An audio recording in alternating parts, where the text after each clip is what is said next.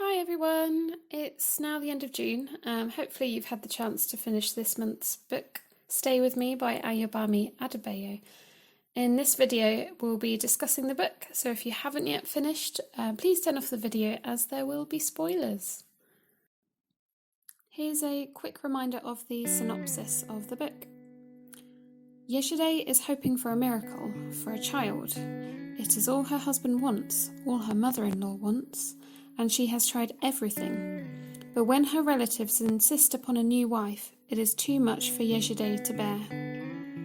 Unravelling against the social and political turbulence of 1980s Nigeria, Stay With Me is a story of the fragility of married love, the undoing of family, the power of grief, and the all-consuming bonds of motherhood.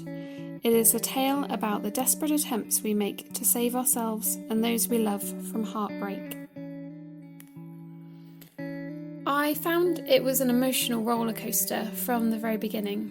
The first part of the book focuses on the early stages of Yesterday and Akin's relationship and marriage, their struggle to conceive and the lengths to which Yesterday is willing to go through to have a family.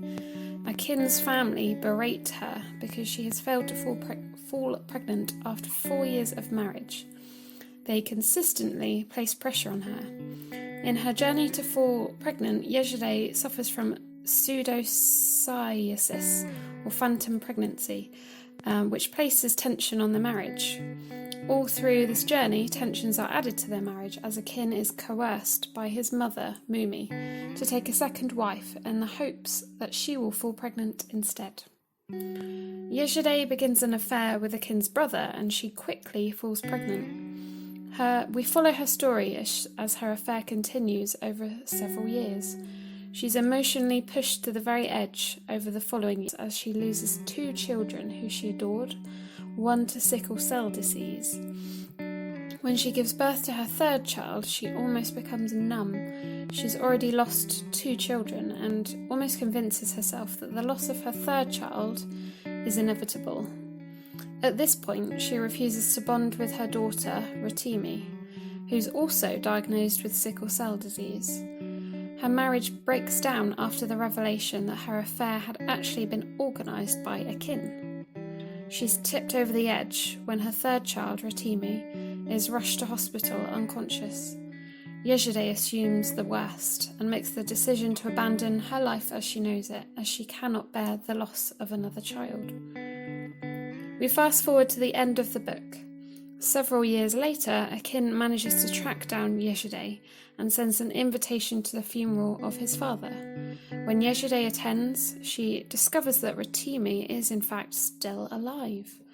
She feels great remorse for having missed so much of her daughter's life. It becomes apparent that although their marriage has been deeply flawed over the years, on being reunited, they still care for each other after all this time. I really enjoyed this book. Although the focus sits on their relationship, you get an insight into the cultural expectations and the political chaos and corruption of the time, which also plays a big part in shaping the narrative. I found myself building impressions of Yesterday and Akin which were challenged throughout the book as different events unfolded.